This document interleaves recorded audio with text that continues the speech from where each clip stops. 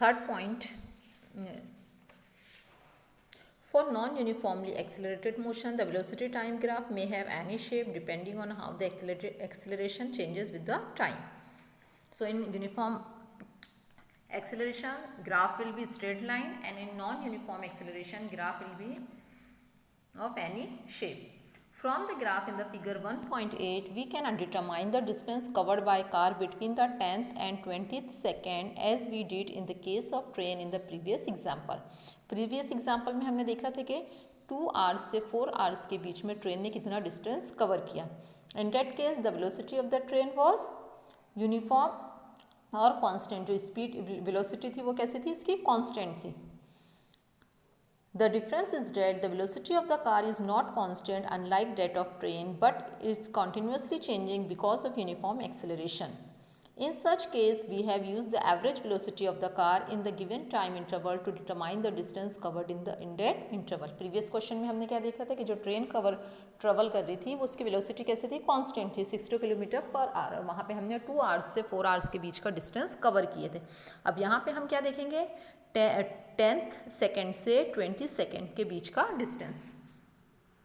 जैसे यहाँ पे ये टाइम गिवन है तो ये हो गया 10 सेकेंड और ये 20 second.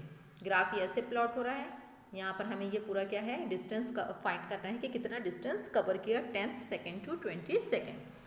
From the graph the average velocity of car. सबसे पहले हम यहाँ पे क्या फाइंड करेंगे, एवरेज वेलोसिटी किसकी, कार की, 10th सेकेंड से 20 सेकेंड के बीच में.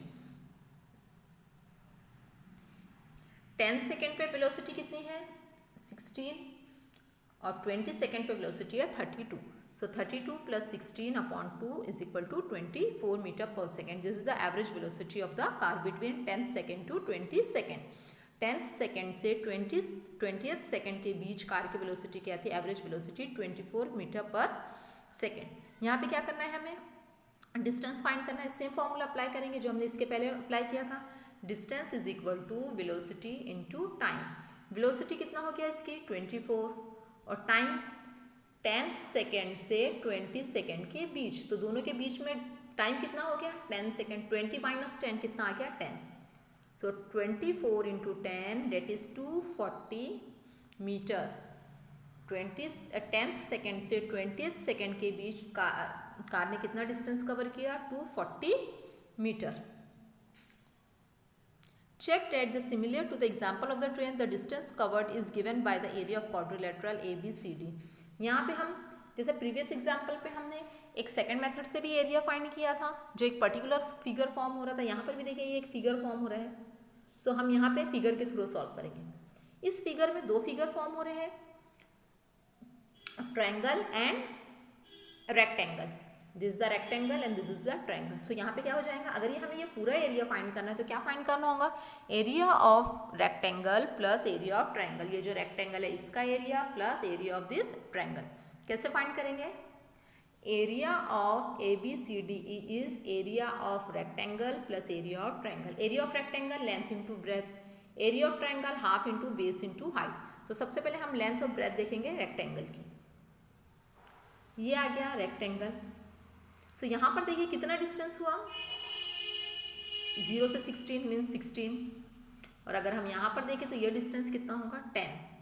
सो 16 इंटू 10, 16 इंटू 10, 16 इंटू 10 160. ये किसका आ गया, रेक्टेंगल का.